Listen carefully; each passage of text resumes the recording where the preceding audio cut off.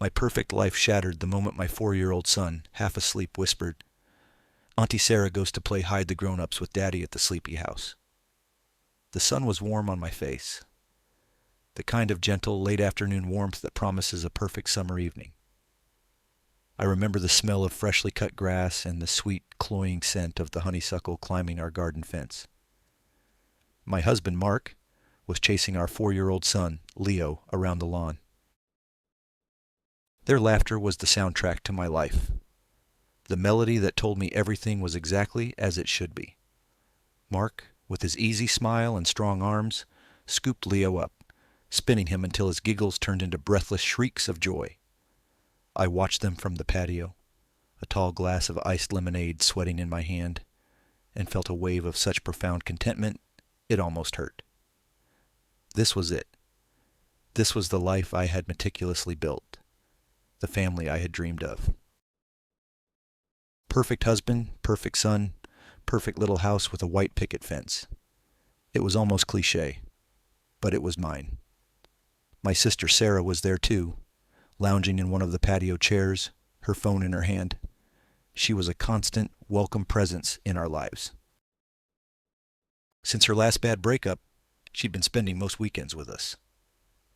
"I just need some happy family vibes to recharge," she'd say, and I was always glad to provide them. I loved my sister.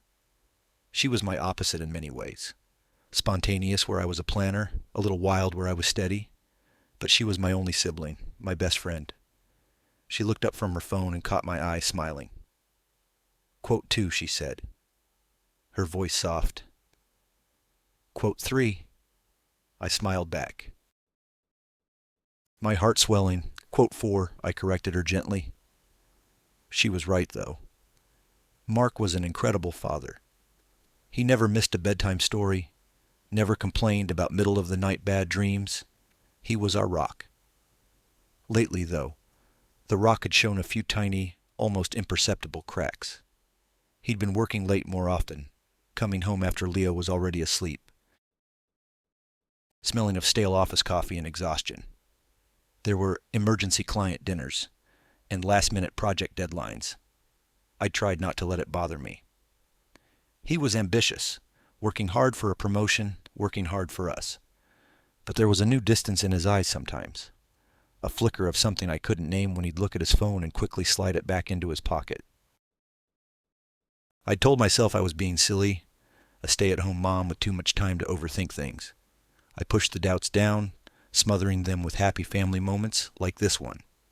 Looking at him now, wrestling with our son on the grass, so full of life and love. I felt ashamed for ever questioning him.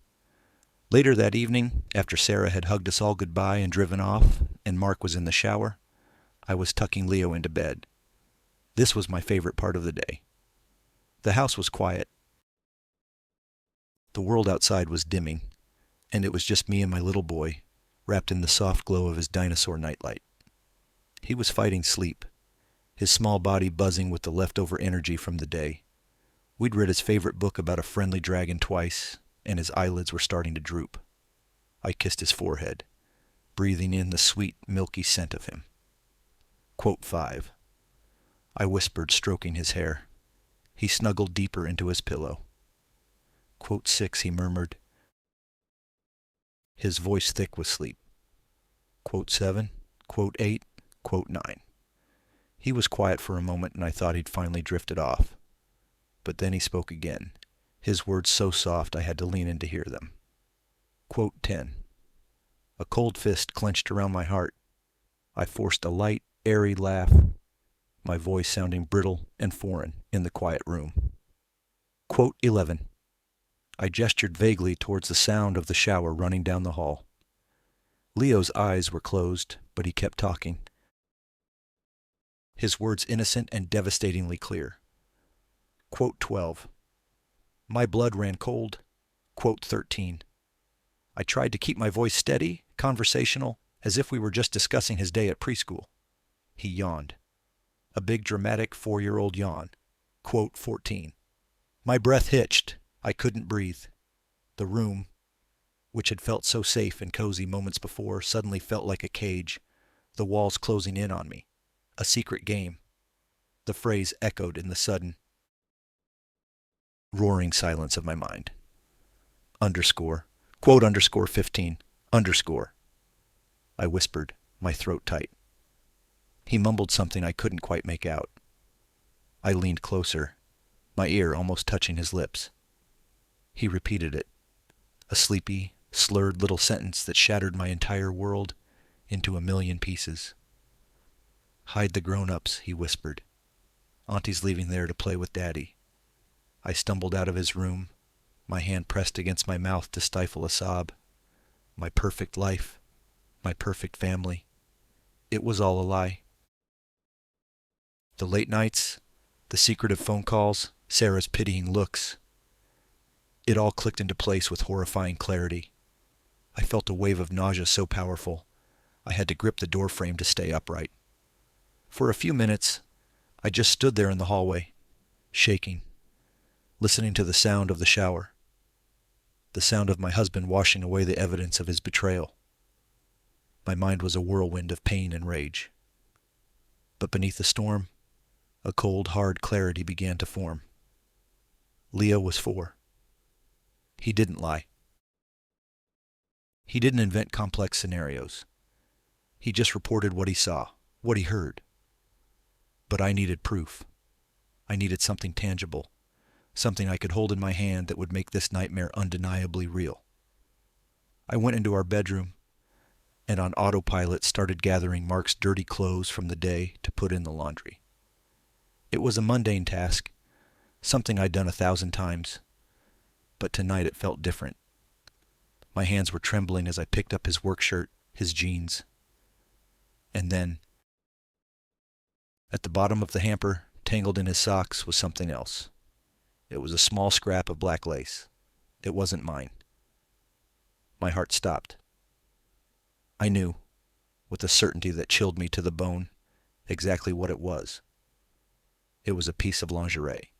And worse, far worse, I recognized it. I had been with Sarah when she bought it 2 months ago. She'd held it up in the dressing room laughing. Quote 18, she'd asked. And I, her trusted sister, her best friend, had laughed with her and told her she looked beautiful. I stood there, in the quiet of my perfect home, holding the proof of my husband's and my sister's ultimate betrayal. The hot tears of grief I expected never came. Instead, a glacial calm washed over me. The shock turned to ice, the pain to purpose. They thought they were playing a secret game. They had no idea that I was about to change the rules. So I made sure that they would both learn, in no uncertain terms, what it really felt like to lose. I carefully folded the small piece of black lace and tucked it inside an old jewelry box at the back of my closet, a place Mark never looked. It was my secret now, a toxic little talisman. The shower stopped. I splashed cold water on my face, took a deep breath, and arranged my features into a semblance of normalcy. By the time Mark walked into our bedroom, a towel slung low on his hips, smelling of soap and betrayal, I was sitting on the edge of the bed, calmly scrolling through my phone. He smiled, that easy, handsome smile that had once made my knees weak. Now, it just made my stomach turn. "Hey you," he said, walking over and kissing the top of my head. "Leo, go down, okay?"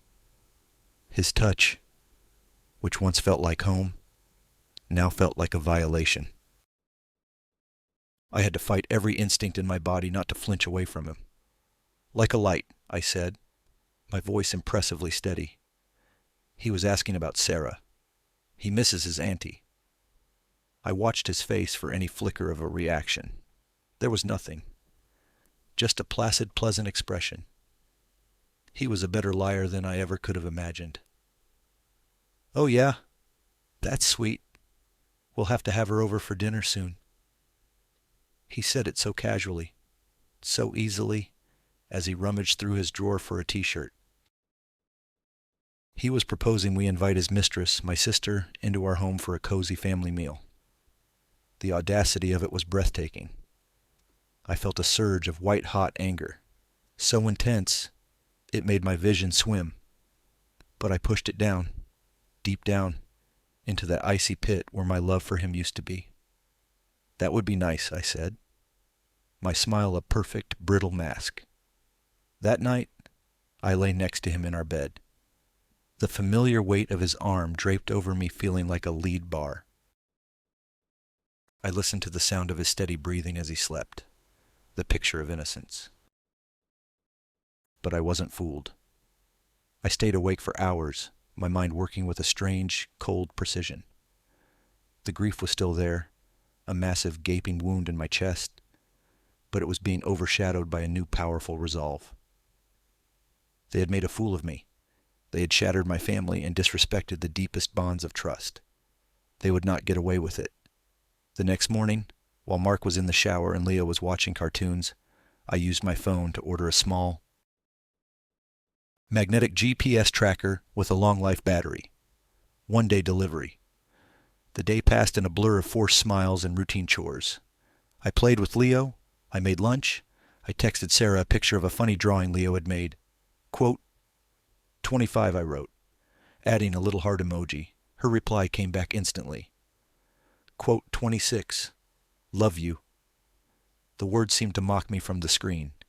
That afternoon, I sat on the patio while Leo napped, and I began to plan. My first instinct was to burn their lives to the ground, to expose them publicly and spectacularly. But that would hurt Leo. He didn't deserve to be at the center of that kind of ugly explosion. No, my approach needed to be more surgical. I needed to dismantle their lives piece by piece, just as they had dismantled mine. I needed to hit them where they were most vulnerable. For Mark, it was his career and his reputation. He'd spent years building an image of the perfect family man, the trustworthy, upstanding senior account manager. For Sarah, that was harder.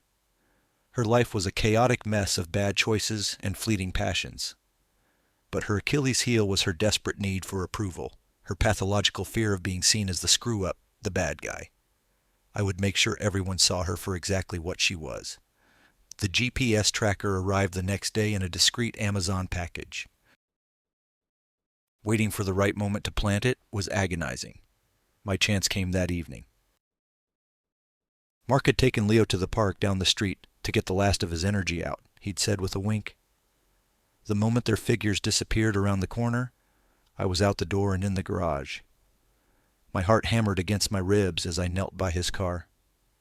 The small black box was cold in my hand. It took me a few seconds to find a good spot.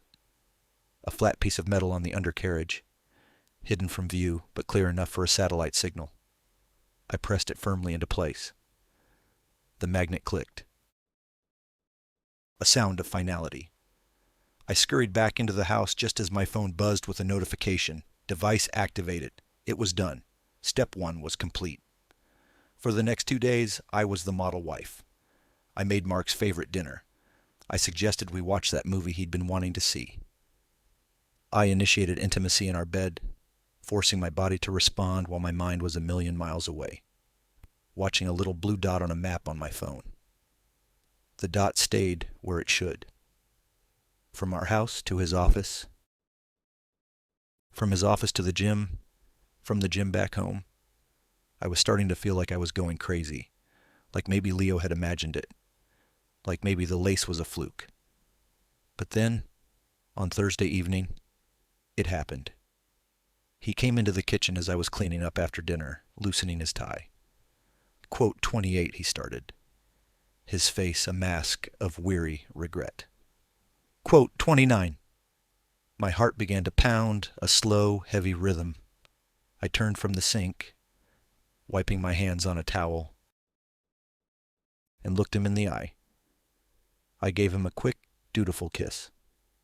He smiled, grateful. I watched from the window as his car pulled out of the driveway.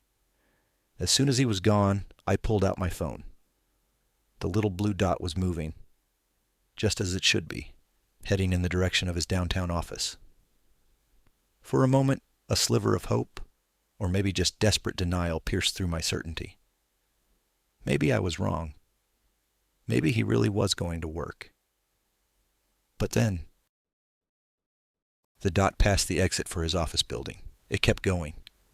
It moved away from the gleaming towers of the financial district and into a part of town I didn't recognize, an area of industrial parks and low-slung, anonymous buildings. It finally stopped.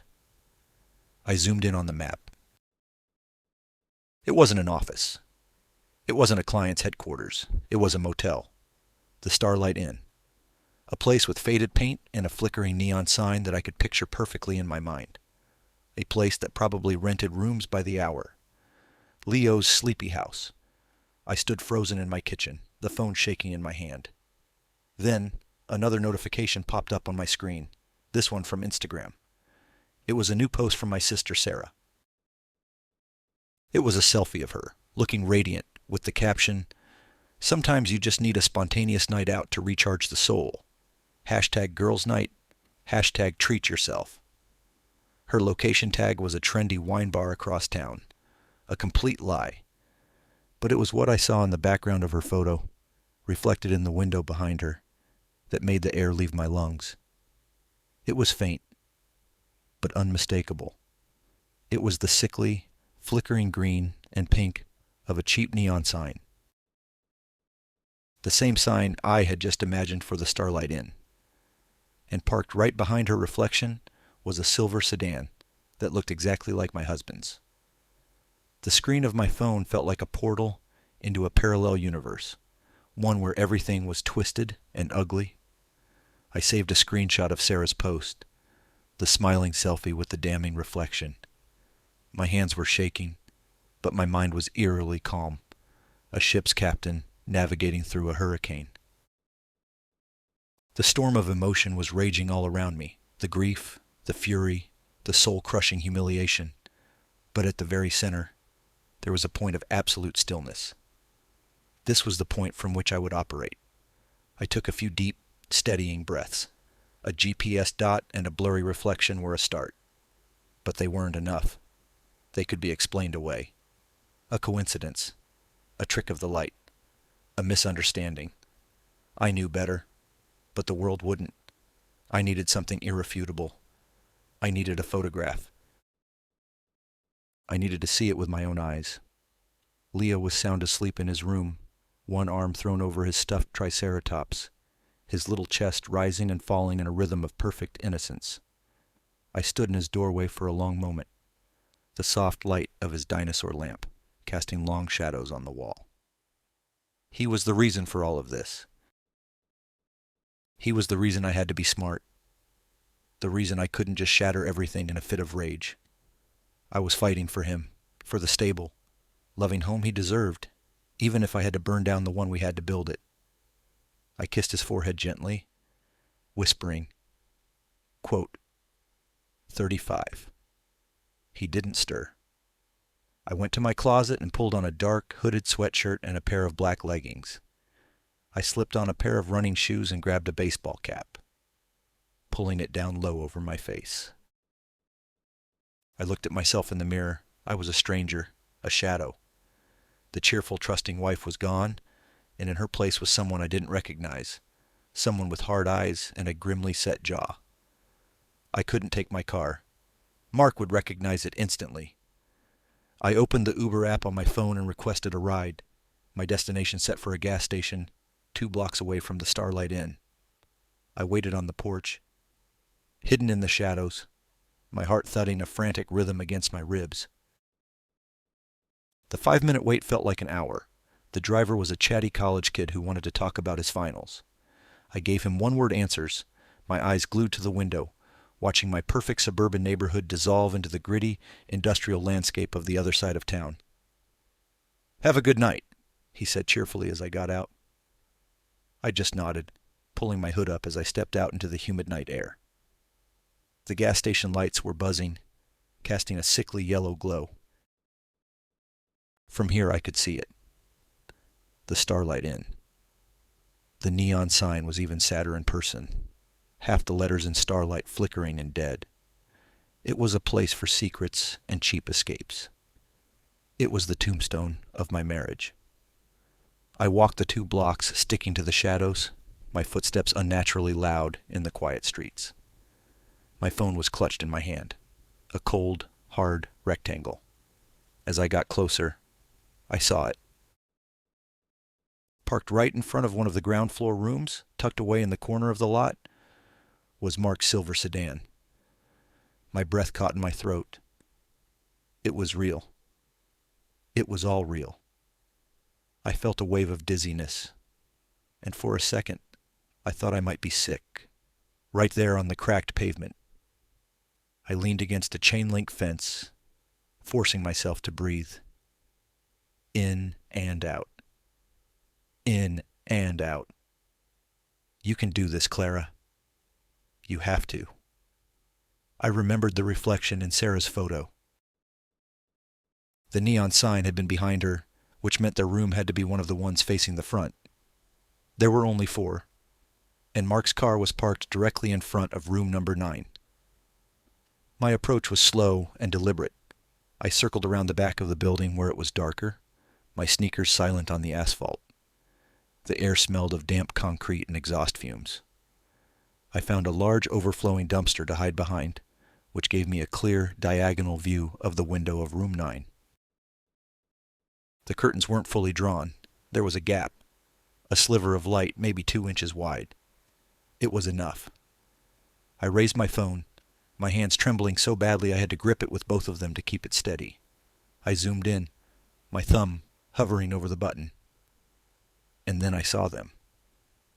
Sarah was sitting on the edge of the unmade bed, laughing at something he'd said. She was wearing the same top from her Instagram post. Mark was standing in front of her, still in his work trousers but with his shirt unbuttoned, holding 2 flimsy plastic cups. The intimacy of the scene was a punch to the gut. It wasn't just sex. It was a date. It was a life, a separate, secret life they had built right under my nose. I saw her reach out and touch his arm, her fingers tracing a line on his skin. My own skin crawled. Click. Click. Click. I took picture after picture, the silent shutter of the camera documenting the complete and utter destruction of my world. The photos were clear, undeniable. Their faces, the room number visible on the door in one shot, his car in the background. It was everything I needed. My mission was complete. I had the proof. The smart thing to do was to leave, to slip away back into the night and begin the next phase of my plan. But I couldn't move. I was mesmerized by the horror of it, like watching a car crash in slow motion. I saw Mark hand her one of the cups and sit down beside her. They clinked them together in a toast. A toast to what? To their cleverness? To my stupidity? Then Mark reached into his pocket and pulled out his wallet. I expected him to pull out cash, perhaps to pay her for her time like the cheap tramp she was. The thought was ugly, but so was this whole situation. But he didn't pull out cash. He pulled out a credit card, a sleek, platinum card I had never seen before. It wasn't his corporate card, and it wasn't from our joint account. He handed it to her, and she took it, her smile widening. She turned it over in her hands, admiring it, then tucked it carefully into her own wallet. My blood turned to ice. It wasn't just an affair. This was something else entirely. This was planned. This was long-term.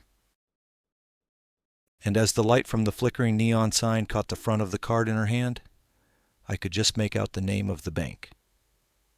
It was an obscure private credit union I'd never even heard of. And then I saw the name embossed on the card. It wasn't just his name. It was 2 names. Mr. M. Peterson and Miss S. Evans. Miss S. Evans, my sister's name, Sarah Evans, linked to his, Mark Peterson, on a secret credit card from a bank I didn't recognize. My mind reeled. This wasn't a fling. This wasn't a moment of weakness or a series of sordid, impulsive encounters. This was a parallel life, a joint account that implies planning, commitment, a shared future. The hotel room, the late-night work emergencies, They weren't the whole story. They were just a symptom of a much deeper, more calculated betrayal. How long had this been going on? How much money had he funneled into this secret life? Was he funding her apartment? Her car? The trip she took with her underscore, quote, underscore 39 underscore? The pieces clicked into place with sickening speed. Sarah, always broke, suddenly had a new designer handbag. Mark, complaining about being stretched thin at the end of the month, suddenly had a new set of expensive golf clubs. I had believed their lies, celebrated their small successes, blind to the fact that I was the one paying for it all, emotionally and, most likely, financially. I lowered my phone, the pictures feeling inadequate now. They captured an affair. But this was a conspiracy. I slipped away from my hiding spot behind the dumpster, my legs moving on their own accord. My retreat was as silent and methodical as my approach. I didn't look back. I didn't need to. The image of that credit card was burned into my memory. I walked the 2 blocks back to the gas station, my mind a blank slate of shock. I ordered another Uber and sat in the back seat, staring out the window, not seeing the city lights that flew past. The driver tried to make conversation, but my silence was a wall he couldn't penetrate. When he dropped me off at the corner of my street, I felt like an astronaut re-entering the Earth's atmosphere. I was returning to a world that looked the same, but was fundamentally, irrevocably different. The air was different. The quiet, sleeping houses on my street looked like facades, like movie sets. My own home, with its warm lights and manicured lawn, felt like the biggest lie of all. I let myself in through the back door and crept up the stairs. Leah was still asleep. A perfect angel in a world of monsters. I checked on him, my heart aching with a fierce protective love that was the only real thing left in my life. Then I went into my own bedroom. His side of the bed was still empty. I changed out of my spy gear and back into my pajamas, washing the grime of the Starlight Inn off my hands and face. I looked in the mirror. The woman staring back at me was still pale, her eyes still wide with shock, but there was a new hardness there. A glint of steel. The grief was still there, a deep, resonant ache, but it was being forged into something else, something sharper, something dangerous. I got into bed and pulled up the banking app for our joint checking account on my phone. My fingers flew across the screen, scrolling through months of statements. I was looking for anything unusual, any large, unexplained withdrawals. But Mark was clever. There were no big red flags, just small things I hadn't noticed before. An extra $100 taken from the ATM here, a business lunch at a fancy restaurant on a Saturday there. It was a death by 1,000 cuts. Small amounts siphoned off so gradually I wouldn't notice. I cross-referenced the dates with my calendar and Sarah's social media. The business lunch coincided with the day Sarah had posted a picture of an expensive brunch cocktail. The ATM withdrawal was on the same day she'd shown up wearing a new dress. It was all there, hidden in plain sight. I needed more. I needed access to everything. I went to Mark's home office, a small room off the living room where he kept his personal laptop and files. I turned on his computer. Password protected, of course. I tried the obvious ones. Leo's birthday, our anniversary, the dog's name. Nothing. I bit my lip thinking.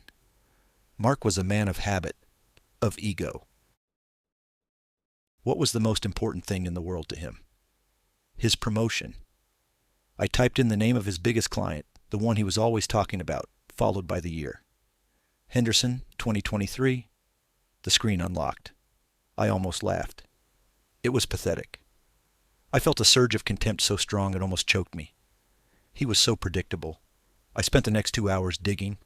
I opened his personal email, his browser history, his financial software, and I found it. The application for the credit card. It was dated 6 months ago. The address listed for the account wasn't our home. It was a P.O. box in the next town over. I found the statements, downloaded as PDFs, and hidden in a folder labeled underscore underscore quote underscore 42 underscore underscore. The numbers were staggering. Thousands of dollars, A down payment on a car, a deposit for an apartment in a trendy new building downtown, plane tickets to Miami for a long weekend 2 months ago. A weekend Mark had supposedly spent at a underscore quote underscore 43 underscore, and Sarah had been underscore quote underscore 44 underscore I printed everything. The credit card statements, the apartment lease agreement with both their names on it, the flight confirmations. I made copies of the photos I'd taken at the motel. I placed it all in a large manila envelope. The sun was just beginning to streak the sky with pale pink and gray when I finally finished. I was exhausted, but my mind was buzzing. I felt hollowed out. Scraped clean of every soft emotion I'd ever felt from my husband and my sister. All that was left was a cold, clear sense of purpose. I heard his car pull into the driveway. I quickly shut down his computer, gathered my papers, and slipped back into our bedroom just as the front door opened. I got into bed and feigned sleep, my back to his side. I heard him creep up the stairs, trying to be quiet. He changed in the dark and slid into bed beside me. He sighed, a sound of contentment, and then he did something that made my skin crawl. He reached over and gently stroked my hair, his fingers tracing a soft pattern on my head. He thought I was his good, trusting wife, sleeping soundly, waiting for him. He whispered, "I'm sorry, Clara," his voice thick with fake remorse for his late night at work. I didn't move a muscle. I just lay there, my eyes wide open in the dark, my heart beating a slow, steady drumbeat of war. He thought he was coming home. He had no idea he had just walked into a trap. And as he drifted off to sleep, confident in his lies, I quietly reached for my phone and sent a single text message to a number I had found in his email. The number from Mark's boss, Mr. Henderson.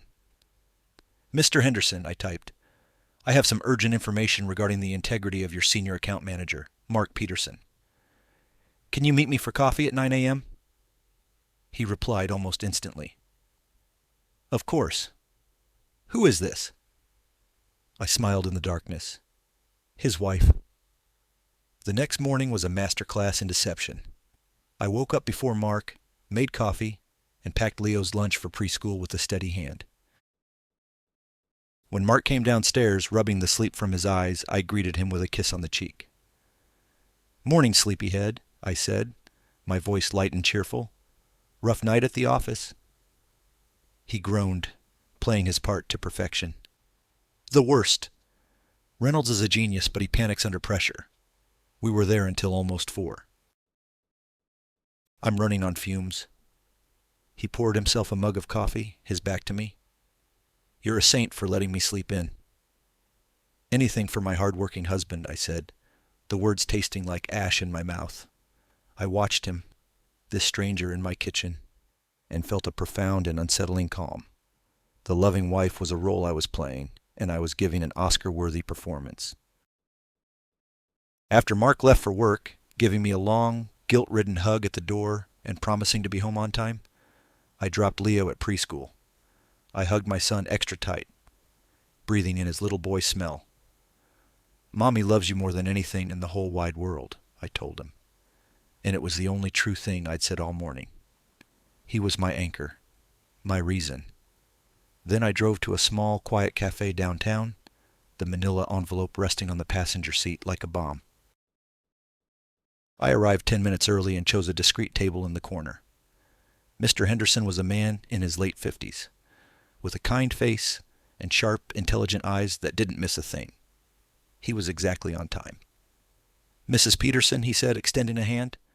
"Clara," I corrected him, shaking it. His grip was firm. "Thank you for meeting me. Your text was intriguing." I didn't waste time with small talk. "Mr. Henderson, I'm not here to cause trouble for your company. I'm here because my husband, your employee, has compromised his integrity in a way that I believe puts your business at risk." His polite smile faltered. He leaned forward, his full attention on me. I opened the envelope and laid the first document on the table. It was the credit card statement, The one from the secret account, with thousands of dollars of charges. This is a credit card Mark opened with my sister 6 months ago, I explained, my voice low and even. As you can see, there are numerous charges for hotels, flights, and expensive dinners, all disguised as business expenses, and written off on your company's dime. I had gone back through his expense reports online that morning and cross-referenced them. He had been double-dipping, submitting fraudulent claims for his trysts and pocketing the reimbursement.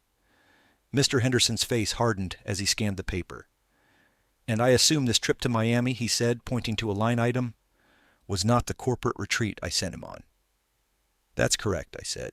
"He was there with my sister." I then showed him the photos from the Starlight Inn. His eyes widened slightly at the sordid images of his star employee in a cheap motel room. I followed up with the apartment lease. "They have a shared apartment downtown, which I believe is also being funded, at least in part, by his fraudulent expense reports." I let him absorb the information, the paper trail of lies and deceit. He sat back in his chair, his expression grim. "Clara," he said, his voice heavy, "I am so sorry you're going through this, and I thank you for your courage in bringing this to me. This is a serious breach of trust. It's grounds for immediate termination, but it's also a potential legal nightmare for us if he's been committing fraud." He looked me straight in the eye. "What do you want to happen?" This was the moment. My heart was pounding, but my voice was steady. "I want him to lose everything, his job, his reputation, but I don't want a public scandal.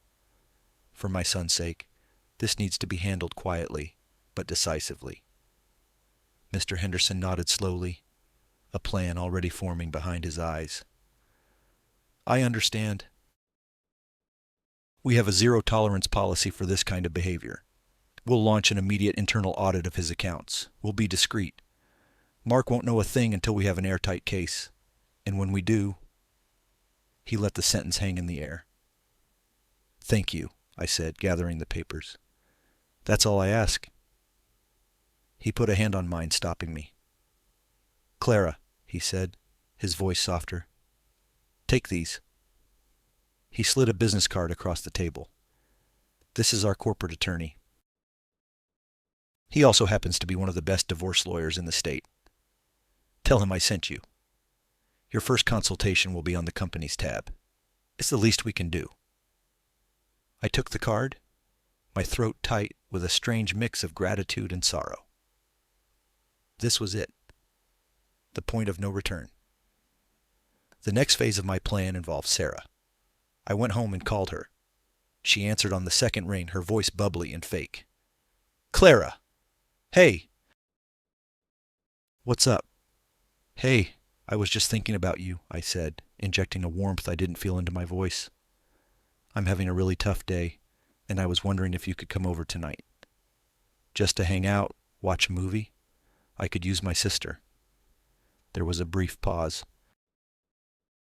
I could almost hear the gears turning in her head, weighing her options. "Oh, sweetie, I'd love to. But I have this thing," she started. "Please, Sarah," I interrupted, letting my voice crack just a little. "I really need you." It was a manipulative, ugly thing to do, using our history against her. But she had left me no choice. "Okay," she sighed. The reluctant savior. "Of course. I'll be there around 8. That evening, when Mark got home, I had his favorite meal on the table. I was the perfect, doting wife. "Sarah's coming over later," I mentioned casually. I was feeling a little down, so I asked her to come keep me company. "Oh, great," he said, not looking up from his plate. The casual ease with which they could lie to my face was still shocking. I put Leo to bed, and then settled onto the sofa to wait. At exactly 8 o'clock, the doorbell rang. It was Sarah, holding a bottle of wine and a tub of ice cream. "Sister Rescue Squad reporting for duty," she said with a bright smile. Mark came out of the office to greet her, giving her a friendly, fraternal hug that made me want to scream. They were so good at this, so practiced. They exchanged a look over my head, a flicker of shared amusement that I was meant to interpret as affection for me, the sad, needy little sister. We put on a mindless romantic comedy, and the three of us sat on the sofa, me in the middle, a human buffer between two vipers. About halfway through the movie, I feigned a yawn. I'm so exhausted, guys. I think I'm going to head up to bed. I stood up and gave Sarah a hug. Thanks so much for coming. It really means a lot. I then turned to Mark. Don't stay up too late, honey. I kissed him, a quick dry peck on the lips, and went upstairs. But I didn't go to bed. I went into Leo's room and retrieved the baby monitor we hadn't used in years. The receiver was in his closet, but the camera unit was still plugged in on his bookshelf. I crept back to the top of the stairs and quietly placed the camera on a high shelf in the hallway, hidden behind a stack of photo albums, pointing it directly at the living room sofa. Then I went into my bedroom, closed the door, and turned on the receiver. The small screen flickered to life, showing a grainy black and white image of my living room. I put in my earbuds and turned the volume up. For a few minutes, there was silence. Then I heard Sarah's voice, low and conspiratorial. Is she okay? Yeah, she's fine, Mark's voice replied, just being emotional. You know how she gets. There was a rustle of fabric. I watched on the tiny screen as he moved closer to her, his arm going around her shoulders. She leaned her head against his. God, I can't wait until we don't have to do this anymore, she whispered. I know, he murmured, his voice thick. Soon. Henderson loves the Henderson account presentation. The promotion is in the bag. Once that's secure, we can make our move. A few more months, babe. Then we can tell her. I watched, my stomach churning, as he leaned in and kissed her. A long, passionate kiss that was nothing like the chaste pecks he gave me. My hand tightened into a fist. They were talking about their future, a future built on the ruins of my life. But it was what Sarah said next that sent a true bolt of ice through my veins. And the house? She asked, pulling away from the kiss. Are you sure her name isn't on the deed? Mark chuckled, a low, confident sound. Positive. I had my lawyer draw up the papers right before we got married, had her sign them with the prenup. She was so in love, she didn't even read the fine print. Technically, this is all my house. When I leave, she walks away with nothing. She walks away with nothing. The words echoed in my ears, amplified by the cheap speaker of the baby monitor. It wasn't just my heart he had planned to leave broken. It was my entire life. My home, the place I had poured my love and energy into, the place where I was raising our son. He believed it was his to take, leaving me destitute. I stared at the grainy image on the screen, at my husband kissing my sister on the sofa I had picked out, in the house I had made a home, and I felt something inside me snap. The ice in my veins didn't melt. It sharpened into a million tiny shards. He had underestimated me. They both had. They saw me as emotional, naive, a silly little wife who didn't read the fine print. They had no idea who they were dealing with. I sat there on my bedroom floor in the dark, clutching the receiver, and I didn't just watch, I recorded. I used my phone to record the entire conversation, the audio crystal clear through my earbuds. I recorded them talking about their future, about the condo they were planning to buy after his promotion came through. I recorded Sarah complaining about having to pretend to be my friend, and Mark laughing as he called me predictable. Every word was a nail in their coffins. When they finally moved off the couch and I heard the front door open and close as Sarah left, I waited. I listened to Mark clean up the wine glasses, turn off the lights, and come upstairs. I slipped back into bed and closed my eyes, my breathing even and slow, the recording safely saved on my phone. The next week was the longest of my life. I was living a double life, playing the part of the devoted wife while secretly orchestrating the demolition of our shared existence. I had my consultation with Mr. Henderson's recommended lawyer, a sharp, no-nonsense woman named Helen, who looked at the evidence I'd compiled, the financial records, the lease, the photos, the audio recording, with a grim, professional satisfaction. "Mr. Peterson is in for a rude awakening," she said, a small, thin smile playing on her lips. "The infidelity clause in your prenup is ironclad. But this level of financial deceit, this is extraordinary. He thinks the house is his. We'll see about that." We spent 2 hours mapping out a strategy. We would wait for his company to make the first move. Once he was fired for fraud, his financial standing would be decimated, his reputation in tatters. He would be vulnerable, desperate. That's when we would strike. Every day I woke up and smiled at Mark. I asked about his day, listened to his complaints about his boss, and sympathized with the, quote, 51 he was under. All the while, I knew an internal audit was quietly dissecting his entire career, uncovering every fabricated expense report, every lie. I felt like a spider, patiently spinning a web, waiting for the fly to realize it was trapped. The call came on a Friday afternoon. Mark came home early, his face pale and drawn. He walked into the house like a zombie, his briefcase slipping from his numb fingers and thudding onto the floor. Underscore, quote underscore 52. Underscore, I asked, rushing to his side, my voice dripping with fake concern. Quote 53.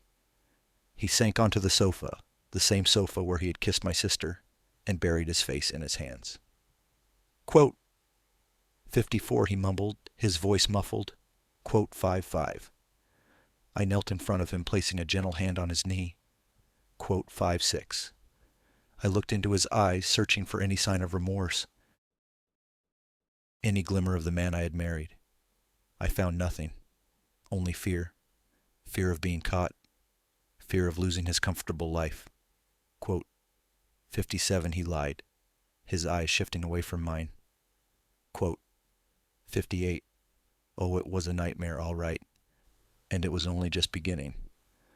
Quote 59, I said, my voice a soothing balm on his panicked soul. Quote 60. He looked at me, his eyes filled with a pathetic, desperate gratitude. He actually believed me. He leaned forward and hugged me tightly. Quote 61. I hugged him back, my arms wrapping around the man who had destroyed my life, and over his shoulder I smiled. That evening, I let him stew in his misery. I brought him dinner on a tray, poured him a glass of whiskey, and listened to him rage against the injustice of it all, against his, quote, 62 colleagues, and his, quote, 63 boss. Sarah called, her voice frantic. I answered on speakerphone, nodding at Mark to let him know it was okay.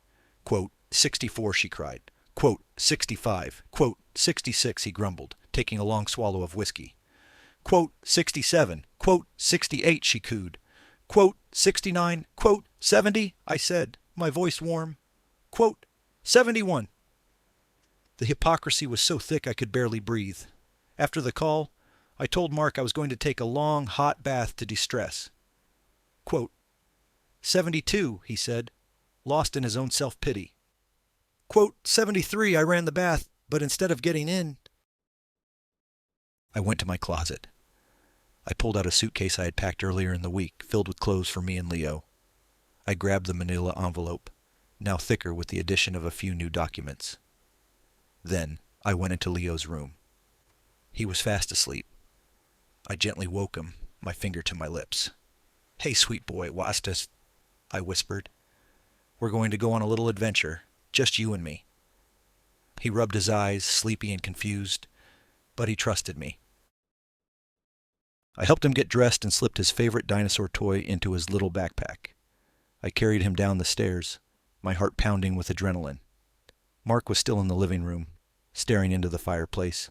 He didn't even hear us. I slipped out the back door and into the garage. My car was packed with the essentials. I buckled the sleepy Leo into his car seat, got into the driver's side, and pressed the button to open the garage door. The sound of the door grinding open finally roused Mark from his stupor. He came to the door that led from the kitchen to the garage, his face a mask of confusion. "Clara, what are you doing? Where are you going with Leo?" I rolled down my window, looking at him for the last time in the harsh light of the garage. I didn't say anything. I just reached over to the passenger seat, picked up a single sheet of paper from my envelope, and held it up for him to see. It was a picture. The clearest, most damning photo I had taken outside the Starlight Inn. Him and Sarah, locked in a passionate kiss, the number 9 on the motel room door perfectly visible between them. His face went white. The color drained from it as if he'd been struck. He took a staggering step forward, his mouth opening and closing, but no sound came out. "Don't worry, Mark," I said, my voice as cold and clear as a winter morning. "You won't be alone for long." I put the car in reverse and backed out of the driveway, not looking back at his stunned, horrified face. I drove down the street, my hand steady on the wheel. As I turned the corner, I saw another car pull up in front of the house I had just left. It was a police car. And then another. I had made one last call before I left. It wasn't enough for him to lose his job. It wasn't enough for me to leave. I wanted him to understand the true meaning of losing everything. And as I glanced in my rearview mirror, I saw 2 uniformed officers walking up the driveway towards my husband, holding a piece of paper. It was a restraining order, the first step. But they were also there to investigate a tip. An anonymous tip I had made an hour earlier about a man who had not only committed corporate fraud, but had also been using his secret downtown apartment to run a small but highly illegal sports betting ring on the side. Driving away from the house, with Leo humming softly to himself in the back seat, was the most surreal moment of my life.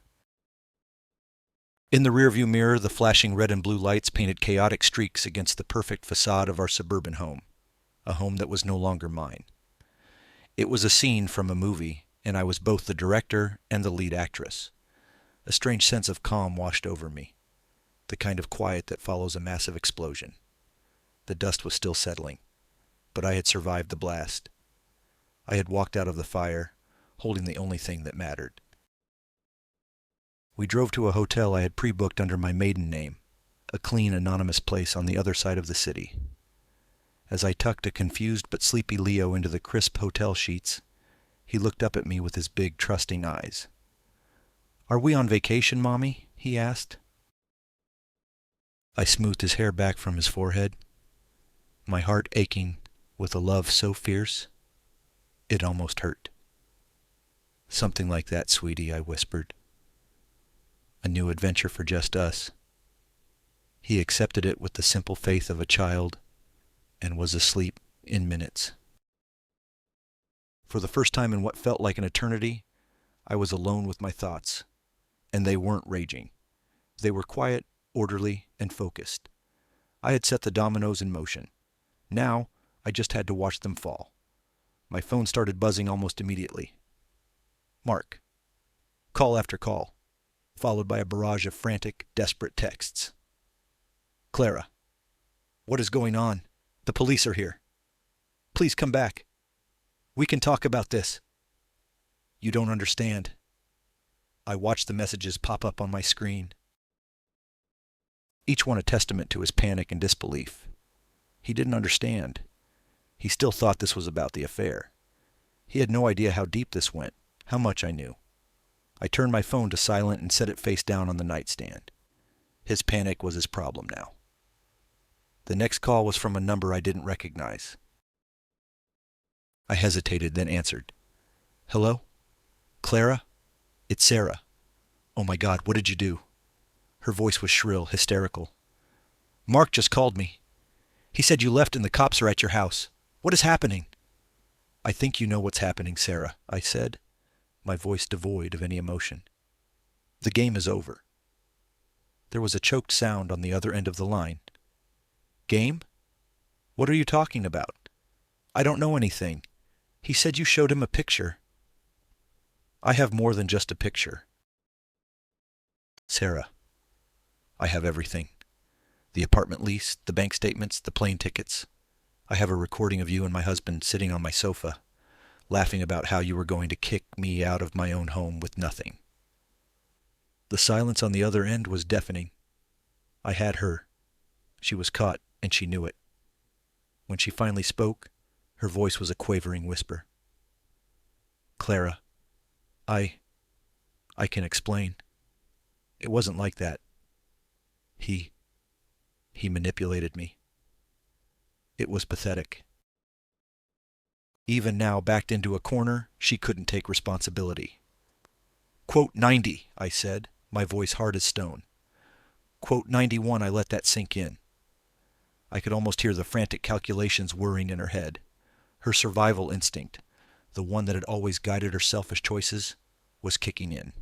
Quote 92, she whispered, the fight completely gone from her voice. Quote 93, I said. Quote 94, quote 95, she breathed. Quote 96, I replied, a bitter laugh escaping my lips. Quote 97. I hung up before she could say another word. I felt no pity for her. She had made her bed. Now she would have to lie in it, alone. The next few days were a blur of legal meetings and logistics. Helen, my lawyer, was a force of nature. She filed for an emergency divorce petition, citing adultery, financial fraud, and endangerment due to Mark's criminal activities. She got me temporary sole custody of Leo and an order freezing all of our joint assets, ensuring Mark couldn't drain them to pay for his legal defense. The police executed a search warrant on the downtown apartment and found exactly what my anonymous tip had promised: betting slips, ledgers, and a computer with detailed records of Mark's illegal side hustle. It turned out my husband wasn't just a cheater.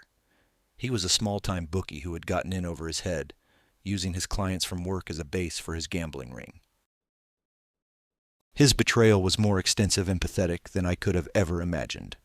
Mr. Henderson, true to his word, provided a sworn affidavit about the corporate fraud, making the case against Mark even stronger. Sarah predictably sang like a canary to the district attorney, trading her testimony for immunity. The news broke among our friends and family like a shockwave. My phone was flooded with messages of support, but also with questions. I kept my story simple and direct. Mark made some terrible choices, and for the safety of myself and my son, I had to leave. I didn't need to sling mud. The legal system was doing that for me. My parents were horrified but stood by me like rocks, offering me a place to stay and all the support I needed. Mark's parents, on the other hand, called me, screaming that I was a vindictive monster who was destroying their son's life over a silly mistake. I simply hung up and blocked their numbers. About a week after I left, I had to return to the house with a police escort to retrieve the rest of my and Leo's belongings. Mark was there, out on bail. The man I saw was a ghost. He had lost weight, his eyes were sunken and bloodshot, and his expensive suit hung off his frame. The arrogance was gone, replaced by a hollow, haunted look. He didn't speak to me. He just stood in the corner of the living room, watching as I packed up my life. His expression a mixture of hatred and utter disbelief. He still couldn't comprehend how this had happened, how his perfect, pliable wife had turned into this cold, efficient stranger who was dismantling his world with surgical precision. As I was carrying the last box out to my car, he finally spoke, his voice a hoarse croak. I stopped at the door and looked back at him, standing in the ruins of the life he had built on lies. Quote 1. 01, I said simply. Quote 102. I moved in with my parents temporarily, creating a safe, loving cocoon for Leo, who was adjusting remarkably well. He was happy as long as he had his mom. The legal proceedings moved faster than I expected. Faced with overwhelming evidence and the betrayal of his mistress, Mark's lawyer advised him to take a deal. He pleaded guilty to 3 counts of wire fraud and 1 count of illegal bookmaking. He was sentenced to 18 months in a minimum security federal prison. The divorce was finalized a week before his sentencing. In the settlement, I got everything. The infidelity and fraud clauses in the prenup were his undoing. The court awarded me the house, the majority of our shared assets, and full legal and physical custody of Leo. He walked away with nothing but his clothes and his criminal record. On the day he was due to report to prison, I was sitting in the kitchen of my house. My house now, legally and unequivocally. I was drinking a cup of coffee and watching Leo play with his blocks on the floor. It was a quiet, peaceful morning. The storm had passed. My phone rang. It was an unknown number. I almost didn't answer, but some instinct made me press the button. Hello? The voice on the other end was tinny, distorted by a bad connection, but I recognized it instantly. It was Sarah. She sounded like she was crying. Clara, I just wanted to say, I'm sorry for everything. I was silent. Her apology meant nothing to me. I'm leaving town, she continued, her voice thick with self-pity. I have nothing left here. No one will even look at me. My life is ruined. That's a shame, I said, my voice flat. Well, I wanted you to know, she sobbed. And there's one more thing. Something you should know about Mark. It's about Leo. A cold dread, colder than anything I had felt before, washed over me. What about Leo? The prenup. She choked out. The reason he was so sure you'd get nothing. It wasn't just about the house. There was another clause, a paternity clause. He made you sign it before you even got pregnant. He told me he always suspected that Leo wasn't his. The phone felt slick with sweat in my hand. Sarah's words hung in the air, a poisonous cloud that threatened to suffocate me. A paternity clause? What are you talking about, Sarah? My voice was a low, dangerous whisper. Leo looked up from his blocks, his big brown eyes, so much like my own, wide with innocent curiosity. He was the one pure thing in this entire sordid mess. He was always paranoid, Sarah blubbered on, her words tumbling out in a torrent of pathetic confession. He was so jealous of your friendship with David from college, even before you and Mark were serious. He said the timing of your pregnancy was convenient. He put a clause in the prenup stating that in the event of a divorce, he could contest paternity. If the child wasn't his, you would forfeit everything. Alimony, child support, any claim to his assets. He called it his insurance policy. He was going to use it, Clara. His lawyer was preparing the motion. He was going to try to take Leo from you. The world tilted on its axis. The betrayal wasn't just about money or infidelity. It was a fundamental rejection of our son, of our family, from the very beginning. He had built our entire marriage on a foundation of suspicion, a legal trap waiting to be sprung. He hadn't just cheated on me, he had held a dagger over our child's head the entire time, ready to cut him out of his life and leave us destitute the moment it suited him. The cruelty of it was monstrous, almost incomprehensible. Thank you for telling me, Sarah, I said, my voice eerily calm. I disconnected the call before she could say another word, and then I blocked her number for good. She was a ghost now, and I had no time for hauntings. My son was looking at me, his head tilted. Mommy, okay? I forced a smile, scooping him into my arms and burying my face in his hair. Mommy's fine, baby. Mommy is perfect. And in that moment holding him, I knew what I had to do. This wasn't over. Prison and a divorce settlement weren't enough. He had tried to poison the most sacred thing in my life. He needed to be erased. My lawyer, Helen, was apoplectic when I told her. He was going to contest paternity after 4 years of raising him as his own? She slammed a file down on her desk, her usual professional composure cracking. That is psychological abuse of a child, plain and simple. We can use this. We can ensure he never has any contact with Leo ever again. That's what I want, I said. But I want more. I don't want my son to carry the name of a man who would discard him so cruelly. I want to sever every tie." Helen nodded, a grim understanding in her eyes. "There is a way. It's an unusual step, but given the circumstances, the fraud, the criminal conviction, and this new revelation of extreme emotional cruelty, a judge might just grant it." The final piece of my plan was set in motion. While Mark sat in a holding cell, awaiting transfer to federal prison, my lawyer filed a new motion. It was for a termination of parental rights and a petition for a step-parent adoption. The step-parent in question was a man Mark had always irrationally hated, my old college friend, David. David was a kind, gentle soul, a pediatrician who had been my rock through this entire ordeal. He had been Leo's unofficial uncle his whole life, the one who came to his birthday parties, the one who sat with me in the hospital when Leo had a bad case of croup. He loved Leo like his own. When I called him, my voice trembling, and explained the situation and what I wanted to do, he didn't hesitate for a second. "Yes," he said simply. "Of course, Clara. It would be my honor." He wasn't just doing it for me. He was doing it for the little boy who deserved a father who cherished him, not one who saw him as a clause in a contract. The hearing was a formality. Mark was a convicted felon, stripped of his assets, his credibility, and his freedom. He appeared via video link from the prison, looking gaunt and defeated in a drab orange jumpsuit. His lawyer argued weakly against the motion, but it was useless. I took the stand and, with a clear, unwavering voice, I told the judge everything. I spoke of his calculated deception, his secret life, and finally, of the paternity clause, the ultimate betrayal.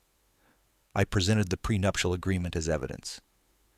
The judge, a stern-faced woman with kind eyes, read the clause, and her expression hardened into one of undisguised contempt.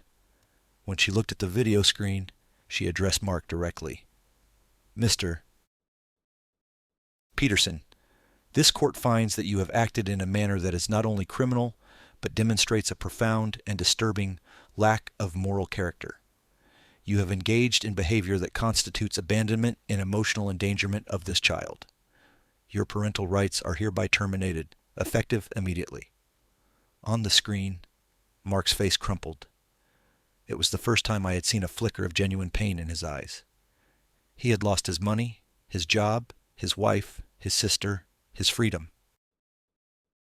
But in that moment, hearing that he had officially, irrevocably lost his son, he finally broke. He was nothing. A name in a court document, a number in the federal prison system. I walked out of the courtroom into the bright sunshine, holding David's hand on one side and Leo's on the other. A profound sense of peace settled over me. It was finally, truly, over. A few months later, on a warm autumn afternoon, the three of us stood before the same judge. This time, the mood was not one of conflict, but of joy. With a few simple words and the stroke of a pen, the adoption was finalized. Leo, my brave, sweet boy, was now legally Leo Miller, his last name matching mine and David's. He had a father who adored him, a man who would read the fine print of any contract to protect him, not to harm him. That night, as I tucked Leo into his bed in our safe, quiet house, he snuggled deep into his pillows. "Mommy," he said, his voice sleepy. "Yeah, my love?" "I like our new adventure," he mumbled. "Me too, baby," I whispered, kissing his forehead. "Me too." I went downstairs and found David on the patio, looking up at the stars. I slid my arm around his waist, and we stood there in comfortable silence for a while, the melody of our new life just beginning. The boy had whispered a secret that had shattered my world, so I made sure that I rebuilt it, stronger and more beautiful than before, with only the people who deserved to be in it. I had walked through hell, but I had come out the other side, not just as a survivor, but as the architect of my own happiness. And it was perfect.